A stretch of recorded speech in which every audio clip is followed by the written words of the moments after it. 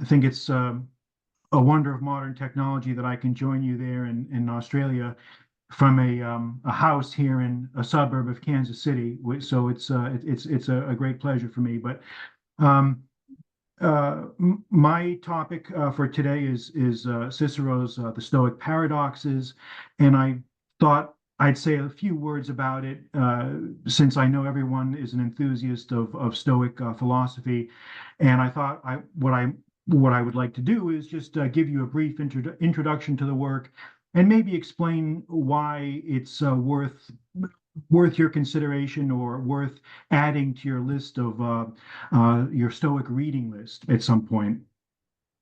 Uh, I will say at the outset that Cicero's Stoic Paradox is a minor work. It's considered by most scholars to be a minor work. It's those of you who are expecting a level of philosophical depth here on the in the same way of, say, Seneca or Epictetus or some of the other major ancient Stoic writers are going to be disappointed. So I want to just get that out of the way first. It's a very, very short work. It's in many ways it's a rhetorical work as much as a philosophical work. Um, and it was one of Cicero's early works. It was written in probably around 46 BC, which was a couple years before he wrote his major philosophical treatises, such as On Duties, On Moral Ends, Tusculan Disputations, and On the Nature of the Gods. But I think it is worth reading. If you're an enthusiast of Stoic thought, I think it is important, not only as a way of seeing the development of Cicero's own thought, but also as an interesting addition to ancient Stoic doctrine. Now, the first thing that I think is worth mentioning is the title of the work, Stoic Paradoxes. Well, what does he mean by paradox? Well, what this was a term. The Latin word paradoxa was an import from the Greek word paradoxes, and it was meant to convey something that is not expected to be true. That, in other words, a paradox in Cicero's way of speaking, in his definition of it, it was something that we don't expect to be true, but turns out to be true. And um, the work is a short examination of six different propositions, briefly examined in short essays, in which Cicero teases out some elements of Stoic thought. And remember, he had the benefit, but by the time he was writing, Cicero had the benefit of not only access to the original works of Zeno, but also his successors, Cleanthes and Chrysippus, and other members of the Stoic philosophical school. Many of those works, or most of them, are actually lost to us now. But for historical purposes, I think the work is also something that's worth reading. So that's what Stoic Paradoxes is. It's often overlooked in studies and in discussions of ancient Stoic thought. It's considered a minor work, and it certainly is. I'm certainly not going to sit here and tell you that it's a major work of philosophy. Those who are really interested in probing some of the propositions here are advised to consult Cicero's more in-depth treatises, like On Duties, On Moral Ends, and On the Nature of the Gods, in which you get not only you get the full depth of his views of Stoic logic, Stoic theology, and Stoic physics, which are important because I think the modern revival of Stoicism tends to focus exclusively, in my view, on Stoic ethics, and it completely overlooks Stoic cosmology or theology, as well as the logic, Stoic logic.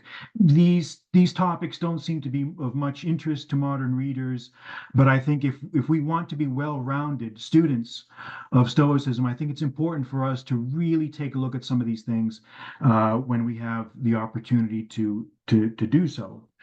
So I'm going to just very briefly just read off what the six propositions of the Stoic paradoxes are, and just maybe briefly summarize what Cicero's arguments are in them, and then I think that will pretty much fulfill my usefulness here for the conference. And anyone who might want to ask questions, I'm happy to try to answer them. The first paradox is basically the idea that what is honorable is the only true good. The only true good is what is honorable. And in this first paradox, Cicero talks about how wealth is an illusion. The wise man will not seek material things. He talks about what is a good. And he also uses, as he often does, many examples from Roman history, because we have to remember Cicero was a very patriotic individual. And he uses examples from Roman history of men who have shunned material goods and believed that there was something higher than just material satisfaction. Pleasure, he makes the point at the end of the first paradox, upsets the mind and distracts it from the true good. The second paradox is that only virtue is needed for a good life. Only virtue is needed for a good life. It's the only thing that we need. And Cicero explains why he believes that. He says, virtue is an incredible well of strength. Death and exile are not real threats to the man of virtue. They don't really deflect him from his purpose and from his true nature. And the truly wise man, the man who is truly wise, cannot be miserable, because wisdom itself, virtue itself, is enough for a happy life. The third proposition, the third paradox, is one that's, I think, interesting, and I think is something that we should dwell on a little bit. This is the idea that all sins are equal and right actions are also equal. Now, this is, and maybe some of your other speakers have already discussed this, but this was a tenet of classical Stoic thought. This idea that there was no degrees of goodness, that something was either a right action or it was not. And you may remember in some of your readings of classical Stoic thought that the Stoics often use the analogies of a man can drown whether he's 6 inches underwater or whether he's at the bottom of the ocean. In other words, something is either good or it isn't good, and there are no degrees of goodness. This was the classical Stoic position, and the later scholarks, the later practitioners of the major thinkers of Stoic thought deviated from this, mollified it a little bit, and softened some of the extreme nature of it. But this was at least what the original classical doctrine was. And Cicero says a transgression remains a transgression, or a sin remains a sin, regardless whether it's large or small. And you cannot minimize an action by claiming it was a small one. And the corollary to this, that if all sins are equal, then all virtues must also be equal. The fourth paradox is this idea that every foolish man is of unbalanced mind. All fools are mad. And this very short essay has often been seen by scholars as kind of a muted attack on one of Cicero's political opponents. So, again, if you're expecting a very in-depth philosophical examination, you're not going to find it here. But again, it does have some historical utility. And Cicero says that a wise man cannot be deprived of happiness even if he experiences exile or other misfortunes. Nothing can be truly taken away from the wise man. And character and conduct are all important. The fifth paradox is that only the wise man can be free. Only the wise man can be said to be free, and the fool is the one who remains a slave. And I think this is something that uh, an idea that Stoicism is famous for. The wise man is the only true free man. We must learn to control our passions. Freedom is the power to do as you wish. The truly wise man will do nothing under the threat of compulsion. All evil men are slaves. And then Cicero, in the remainder of the fifth paradox, gives historical examples of people he would consider to be slaves, because when you're constantly coveting money, power, or some other transitory good, you're going to be a slave. And this is sort of the major point he makes towards the end of the essay. And finally, the sixth paradox is that only the wise man is wealthy. Only the wise man is wealthy. And he asks, who can be said to be truly rich? The greedy man cannot be said to be rich, because no matter how much he tries to fulfill his desires, he's always going to want more, and it's a constant escalating problem which can never be satisfied. But real wealth comes from internal abundance, and only those who truly have virtue can be said to be rich. So this is a very brief summary of necessity, because again, the Stoic paradox is a very brief work. And in my translation, I added an additional essay to it, which has nothing to do with Stoicism. It's an essay from one of Cicero's other works, known as The Dream of Scipio. But we won't discuss that today. But uh, again, you may ask, okay, well, why would I want to read this work? What importance does it have? And I would say to you that it at least presents something of a handbook, or at least a list of topics that recur constantly, that we find to be constantly recurring in classical Stoic thought. So and I think it's also very useful to see it as a signpost along the road of Cicero's intellectual development. Some of you may know that even though he was a political figure, he had a lifelong and sincere interest in philosophy, and genuinely tried to introduce the gems and the treasures of Greek philosophy to a Roman audience. And I think this really is, in many ways, his great contribution to history, because not only did he introduce Greek thought to a Roman audience, by extension, since he wrote in Latin and his works were available throughout the Middle Ages and early modern period, his works had a tremendous influence on philosophical thought in the medieval and even in the modern periods. So those are my thoughts on the Stoic paradoxes. And if anyone present has any comments or questions, I'd be happy to try to offer what I can to get a dialogue going.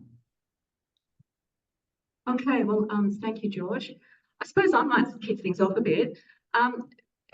We know that Cicero wrote in some other works at greater length about Stoicism, for instance, On the Nature of the Gods and in the Tusculan Disputations. What relationship do you think that the Stoic paradoxes bears to those more extensive treatments? Yes, good question. It has it has some relation, because in each of those works you just mentioned, On the Nature of the Gods, in Tusculan Disputations, and on Moral Ends, Cicero will take a subject, a philosophical question or a subject, and analyze it from different perspectives. He'll analyze it from the perspective of the Epicurean system. He'll analyze it from the perspective of the Stoic system. He'll analyze it from the perspective of the Peripatetic or the Aristotelian system. And in some cases, he'll then talk about it from his own school, which was generally considered to be an academic skeptic. I mean, Cicero is not, most scholars do not consider Cicero a quote, a Stoic, a proper Stoic philosopher. He respected Stoicism. He in many ways, he was a great admirer of many of his doctrines, of many of its doctrines. But he was a probing, inquisitive, and in many ways a disputatious individual, as you would expect of a lawyer and a politician. And he never really settled. He could never fully embrace everything that Stoicism had to say. He admired its ethical code. He had a great deal of admiration from it for its ethical code, but he could be very, very critical of its logic, its logical pitfalls in his mind, and also its cosmology, its theology. But so I think it's a good introduction if someone is looking to expose themselves to Cicero's well, not just to Stoicism. If someone is interested in getting a well-rounded education on classical Stoic thought, I think it's an important. It's a very short work. It can be read, in probably in one sitting if you're ambitious. Maybe two sittings. Philosophy can be challenging in some ways, but it's a good starting point to see his criticisms of Stoic thought in his other works. So I think it doesn't really have a direct relation to those other works that you mentioned, but I think it shows his roving, probing mind, his search for what he considered to be the truth, and his quest for answers. So in that sense, I think it's valuable. And the reason why this was the first work of Cicero's that I translated. This dates from 2015, so it's been almost 10 years now. But I wanted I wanted to start with something that was short, and to see what sort of a reception that would bring, and then from there go into maybe some of the other more extensive works. Yeah, I mean, I have actually seen Cicero's Stoic Paradoxes recommended as as the very first work about Stoicism people should read. Now, I do question that because, as we've already had occasion to mention once or twice, there are a lot of apparent tensions in Stoicism. But I would question as to whether the beginner should be trying to tackle those directly up front. I tend to think, an approach which, for the moment, puts the brackets off the tensions to one side and presents the more positive aspects of the philosophy would probably be the better place for a lot of beginners to start. I would absolutely agree with you. I would absolutely agree with you, Judy. I think I do not think it's really appropriate as a starting point. I think the new reader is probably better served by maybe some of Seneca's essays. I don't think Marcus Aurelius really is a good. Some of the things in there is I think, well, my own personal view is that the essays of Seneca, I think, are a very, very good place to start. But I would say that I do think if someone is, my own personal belief is that Cicero has been a much neglected in recent decades, and I've tried to change that in my own limited way. If someone is interested in seeing the development of Cicero's thought and his views of Stoicism, I think it's very important, I think, to start with this book, because he just can't resist attacking his political opponents in some of these essays. He was a very complicated personality, but I think what comes through is the sincerity, despite all of the maybe the character flaws and maybe the missteps. Here is someone who was truly believed in philosophy's healing power and its ability to benefit his countrymen. He truly did think that introducing Greek philosophy to a Roman audience would be a tremendous achievement, and he was right. And in that sense, he succeeded brilliantly. But I would agree with you. I think there are other writers that are probably better to start with. But I think this is still a good addition to one's library or reading list, I should say. Yes, certainly. Okay, we might throw it open for any comments or questions. And again, from an audio perspective, if people have got a question, we might get them to come up here. Oh, Hugh. Oh, Hugh and Paul, okay.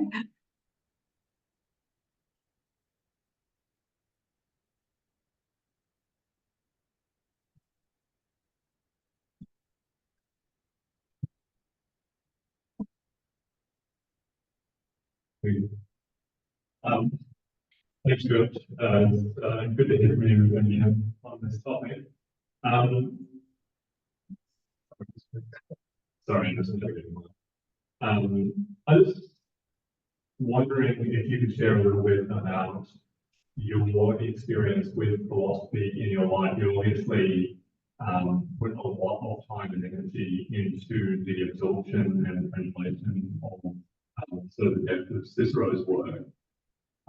Just wonder if you could share your experience of how philosophy has benefited you through your life, and perhaps when you came to philosophy as well. Was this something that was a part of your life in the military, or is it much more recent than that?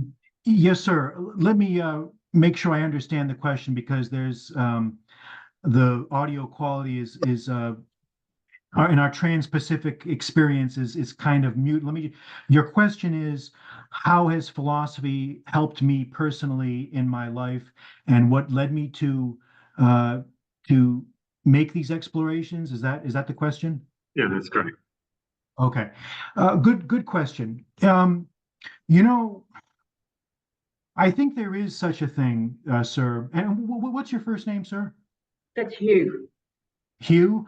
I think, Hugh, there is such a thing as a philosophical personality. I think there are some people, just by nature or by disposition, they tend to be interested in these types of questions, and they tend to ask why or how, or they have just a certain personality, just like certain people are born with musical inclinations, or maybe inclinations to for sports,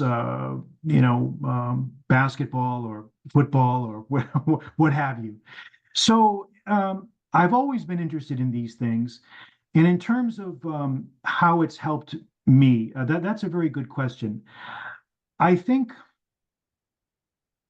that these works of philosophy have helped me very tangibly and very specifically, and in a continuous way, by taking one's mind off of one's immediate problems. Everyone works, everyone has challenges in their family life, in their work life, in their love life. We're beset on all sides by problems and trials and tribulations. And if we can only find a way, and Cicero talks about this, by the way, in Tusculan Disputations, which is one of the reasons why it resonated with me so much.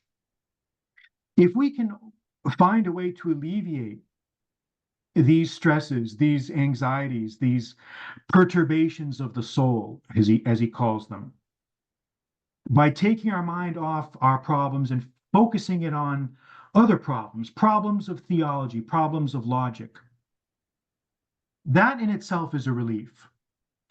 And the very act of questioning, of debating, of discussing, of probing, this can be a great relief to many people. I know it is for me. I can tell you that it's a way to escape from the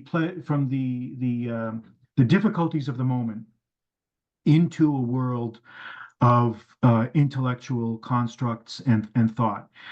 And I really do think that it does have tangible benefits. Now, I will say that it takes a long time for that to happen. I'm 56, so I just turned 56 just a few weeks ago. Uh, it, Even though I think it's a very good idea for young people, young men and young girls, to be exposed to philosophy at an early age, it's good to get it for them to get it in their minds, but they're not going to really appreciate many of the doctrines until they've been through the ringer of life, as we call it, until they've absorbed the slings and arrows of outrageous fortune, until they've actually seen how challenging things can be in life. It's not going to really resonate with them. But when it does, it will all come together and they'll really see the benefit of having studied it. So that's how it's benefited me. It really has. It's enabled me to take my mind off of the stresses of dealing with clients and cases. And, when I was in the Marine Corps, just dealing with all of those issues of, well, you can imagine what the issues are. I'm not going to get into all that right now, but it is a perpetual source of relief and solace and consolation, is what I would say, Hugh. Wow, yeah, Does that absolutely. does that answer your question? Yeah, Hugh says yes, yeah. And of course, with to your points there, George, Cicero did, he went in such depth into philosophy and his philosophical writings in a period of great grief, didn't he? Yes, uh, Cicero's life itself is a testament to this type of effect of the healing powers of philosophy. He began. I mean, he was always interested in philosophy. I mean, he studied in Athens as a youth. He studied in Athens. He went to Rhodes, where he studied rhetoric and philosophy. He spoke Greek fluently and read Greek. In fact, I think he was probably the first to translate Plato's dialogues into Latin, at least some of them anyway. But he really began to write philosophy at a time when he was no longer important in Roman politics. The courts were shut down, the dictators had pretty much taken over the show. Caesar had been assassinated. The Republic was essentially at an end. And Cicero, this was a source of great anxiety and heartache to Cicero because, as a patriot, he believed that the Republic should survive, could survive, should survive. He could not really grasp that maybe that was no longer possible with the current political situation. So the courts were closed. Mark Antony had closed down the courts. Uh, he was essentially a hunted man. He had sealed his own fate by issuing a series of very, very caustic speeches against Antony, which essentially marked him for death. And he was on the run. But it's incredible during this time, during the year just 44 BC, 45, 44 BC, he turned out a veritable library of philosophical works. I mean, he had on duties, on moral ends, Tusculan disputations on the nature of the gods, and others. So I mean, he was literally writing like a man possessed from sun up to sundown, because I think he knew that his days were numbered, and I think it provided him a source of consolation. And also, he had lost his daughter. His daughter, Julia, had died, and he nearly went insane from grief. So, Cicero is a very relatable. He's still in some ways a controversial figure, but in many ways, I find him. I get him. I understand. I feel like I understand. I've spent a lot of time with him and his words over the years, and I feel like I understand him maybe as much as can be understood over the gulf of centuries. Yeah, beautifully put. Paul, you had a question. Michael's going to give you the mic. My question is Paul here. Quintus, can you hear me okay?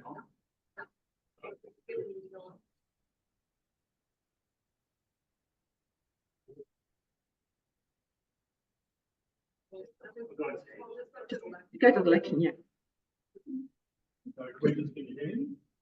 I can hear you very faintly. If you can, I can hear Judy just fine, but just try to speak slowly and loudly.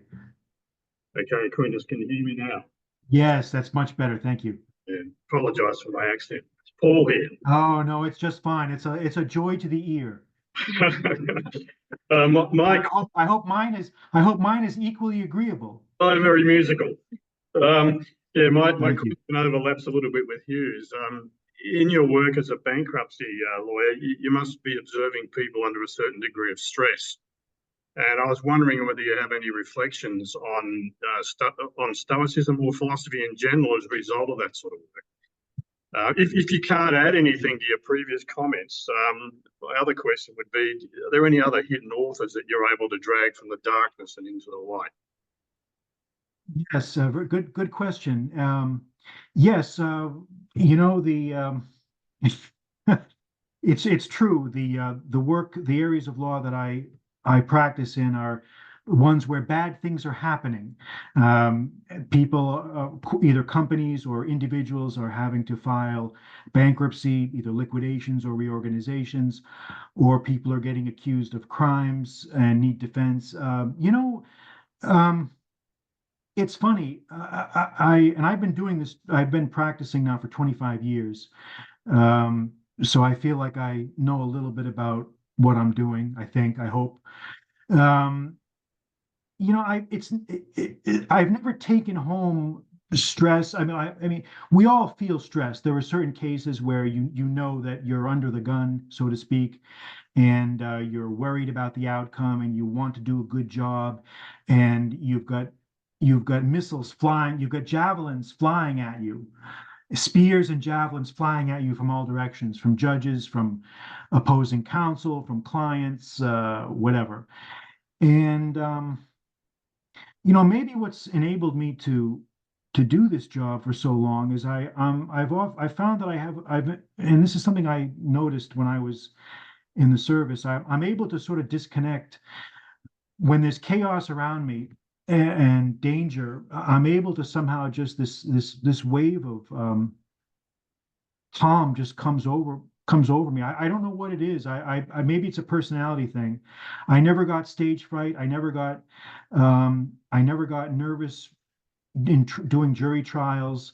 I never got nervous speaking in front of a group. I never. I mean, I don't know. I mean, maybe it's just something that a certain personality trait, but I think that Stoicism has helped me, but it's for reasons that you might not think. And this is going to sound maybe counterintuitive, but uh, the Stoics had a very, kind of a rigid and convoluted logical system, which Cicero goes into detail in some of his other works. And just by studying this and having to kind of go through it and try to learn it and go over it, it distracts your mind from your problems. It's almost like a puzzle. It's almost like a very satisfying intellectual diversion. And maybe that's what it was intended to be. I don't know. Some of the techniques that he advocates for relieving anxiety and stress work. Like if you read, and I would encourage you to read Tusculan Disputations, some of the techniques work, some of them maybe not so much. But I think what we do have is a sincere and honest attempt to arrive at psychological solutions for worldly problems, and that I think is very, very admirable. It's heroic in many ways, because we have to remember this was before the age of Christianity. There really wasn't any these different schools, these different philosophical schools, the Epicurean, Stoics, the academics, the Platonists, Peripatetics, the Aristotelians. These were in many ways I don't want to say cults or religions, but they had features of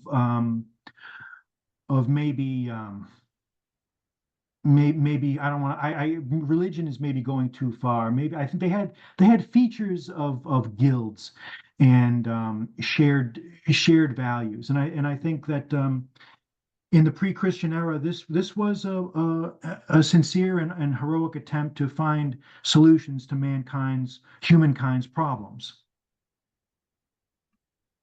That's great. Look, we're out of time, but that's a very thought-provoking answer, George. And I will just say, you hesitate to use the term cult, but some Roman historians, I think it's in Tacitus, did refer to the Stoics as sectatores. They were cult members.